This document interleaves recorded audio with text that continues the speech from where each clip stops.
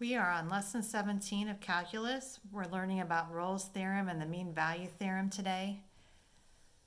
Rolles theorem says that let f be continuous on a closed interval ab and differentiable on the interval ab.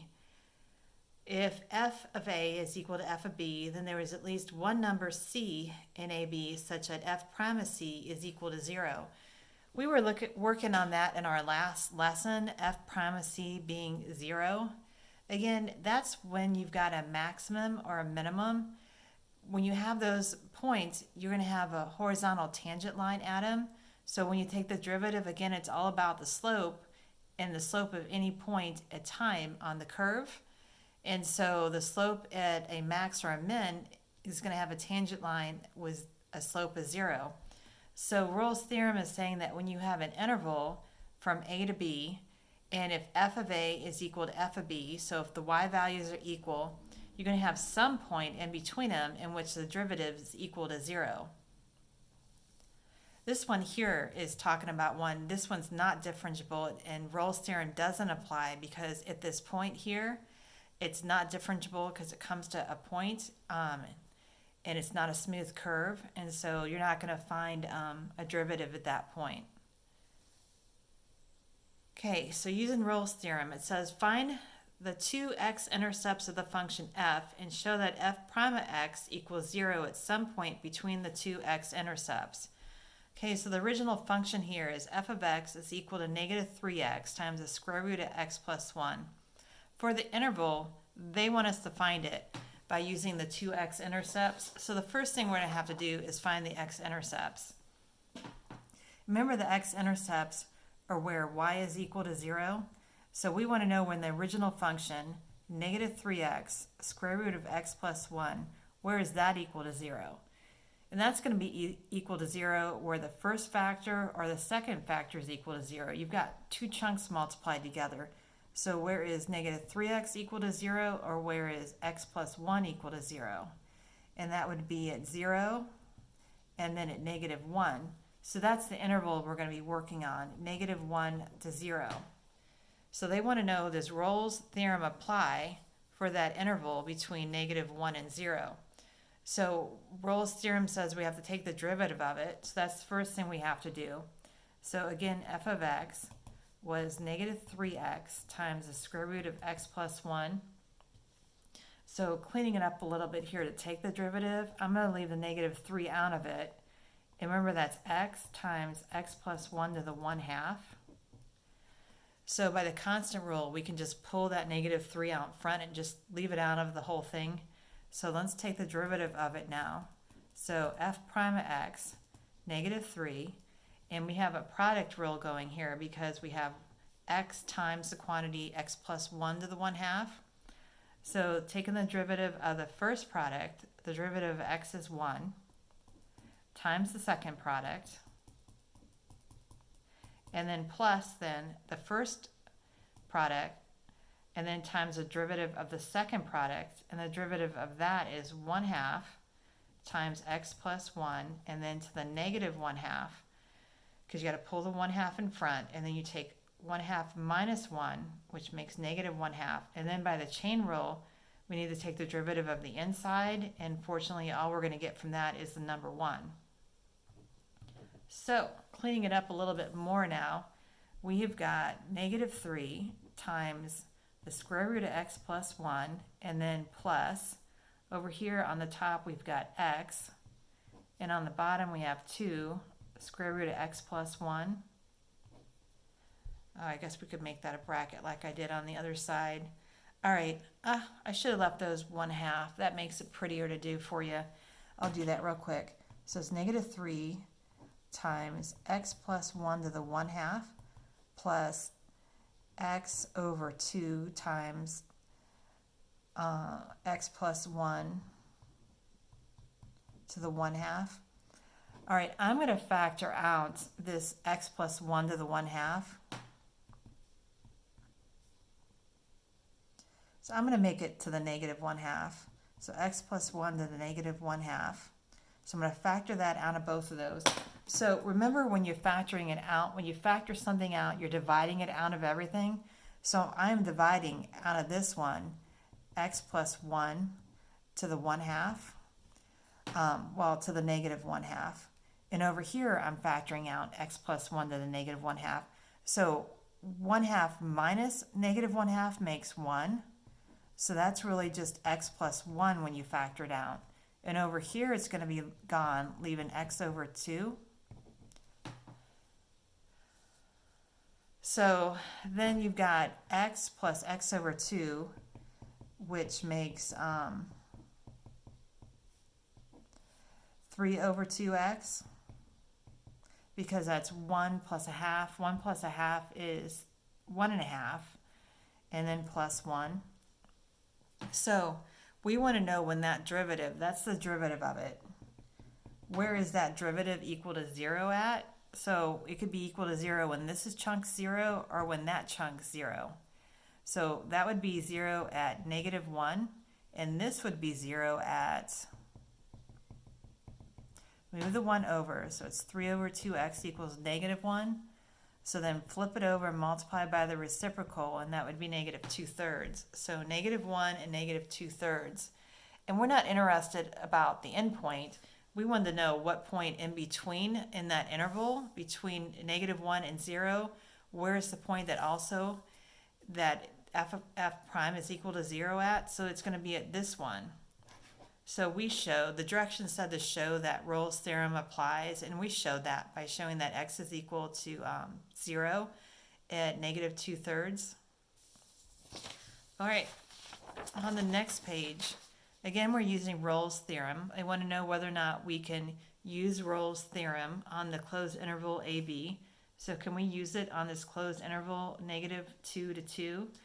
Well, the thing is, it has to be differentiable, and so that use Rolles theorem, again, from page 1 here, to use Rolles theorem, it has to be differentiable and continuous on the interval AB, and f of A needs to equal f of B. Well, I can tell you right now, it's not differentiable on that interval because at x equal to 1, it's not defined and it's not continuous, because you're dividing by 0, and 1's in that interval. So Rolles theorem isn't going to apply because f is not continuous.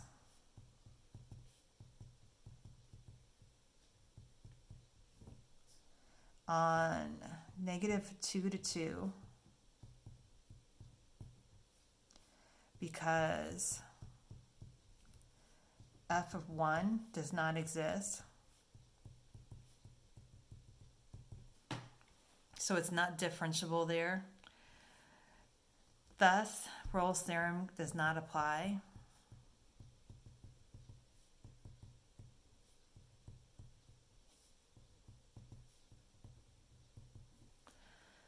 Okay, and so on the next one, this one is differentiable between negative 1/4 and 1/4. Remember, because when you plug it in here, it'd be pi over 4, negative pi over 4, and pi over 4. Remember, tangent's just not differentiable at negative pi over 2 and pi over 2. So it's going to be fine in that interval. So it's differentiable and it's continuous in there. But the other thing we have to worry about with Rolles theorem is, remember, we want also for that f of A needs to equal f of B. So we've got to check that too. So does f of A equal f of B? We didn't have to do that on the first one. I mean, we could have, but the fact was they're x-intercepts. And since they're x-intercepts, the y value is 0 for both of them. So it did apply there. But we need to check it here. So it is continuous and differentiable. But we need to check now, what is f of negative 1/4 and what is f of 1/4? And if they're not equal, then we can't do Rolles theorem. So let's plug it in here. So that would give us negative 1/4 minus the tangent of x times negative 1/4, which would be negative pi over 4. And if you plug in the positive 1/4, that'd be 1/4 minus the tangent of pi over 4. And the tangent of negative pi over 4 is negative 1. And then the tangent of pi over 4 is positive 1. So that would give you 3/4 for this one and on this one you'd have negative 3/4. So Rolle's theorem doesn't apply because f of a doesn't equal f of b. So Rolle's theorem doesn't apply. So I don't know, I'll go with since. Since f of negative 1/4 does not equal f of 1/4, Rolle's theorem does not apply.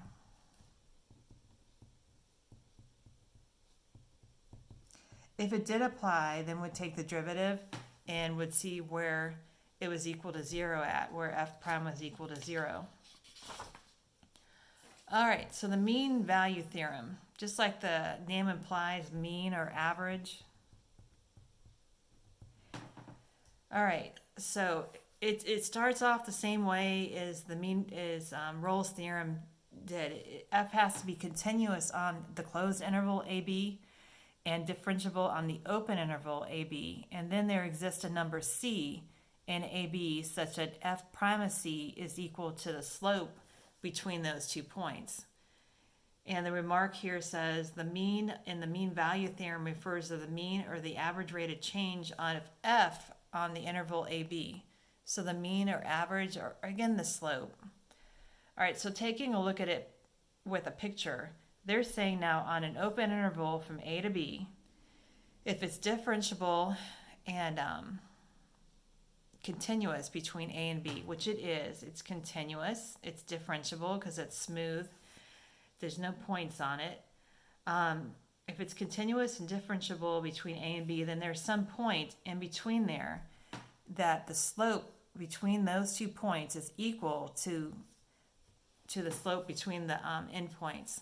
So one more time, the slope between the endpoints. So if you take these 2 endpoints, A and B, and you take the slope between those 2 points, so if you make it a line and find the slope of that line, somewhere between those 2 points, there is another line parallel to it that's going to have the same slope.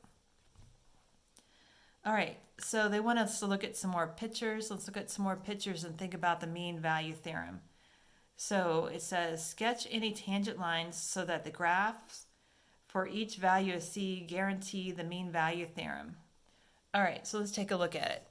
So between A and B, here's A and here's B. It is continuous, it is differentiable. So if we connect A and B together, there's the slope line for it. They want us to know to sketch any other tangent lines that are also have the same slope. So it's easy if you just take your ruler then and just slide it along. And there's another point right here. And then slide it along. And there'd be another point over here. So there'd be 2 points between A and B that would have the same slope as the secant line connecting A and B. All right, so Rolle's theorem, well, the mean value theorem does apply on that. Okay, on the next one, again between A and B, well, here it says the interval is 0 to 6. So from the interval 0 to 6, again, it has to be continuous between 0 and 6 and differentiable. And look at right there, there's a point right there. So at the number f of 2 is not differentiable. I can't even spell it. So let me see, differentiable. I can do this.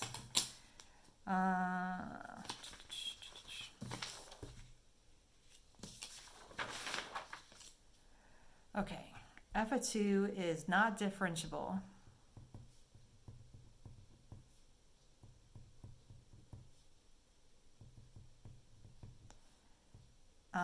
Because f of 2 is not a smooth curve.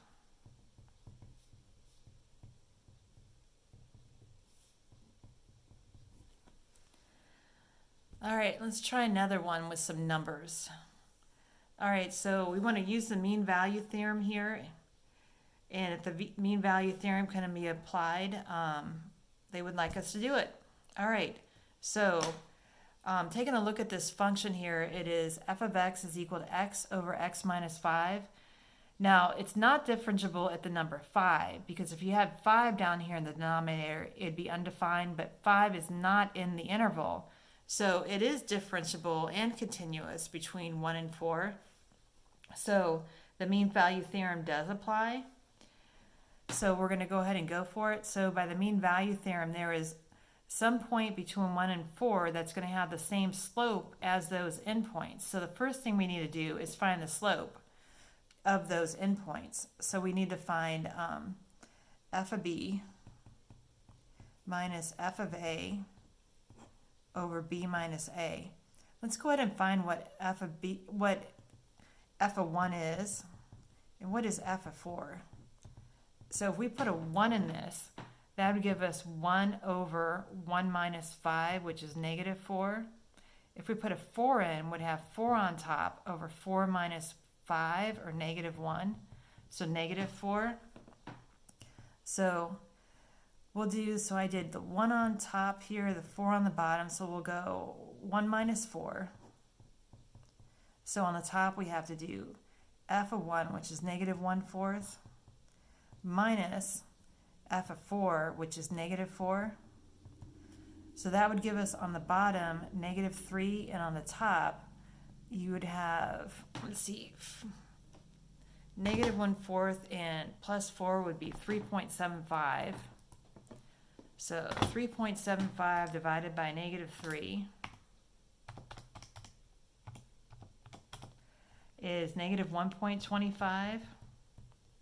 Or you could say negative 5/4 if you wanted. All right, so the slope between the endpoints is negative 5/4. So by the mean value theorem, we can find some point in between there that has that slope, that same exact slope. So what we have to do is find the derivative now. So f prime of x, I'm going to use the quotient rule. So the derivative of the top is 1 times the denominator, and then minus the top, which is x, times the derivative of the denominator, which is 1, all over the denominator squared. Again, that's the quotient rule. You take the derivative of the top times the denominator minus the top times the derivative of the denominator, and then over the denominator squared. Okay, so that gives us x minus 5 minus x.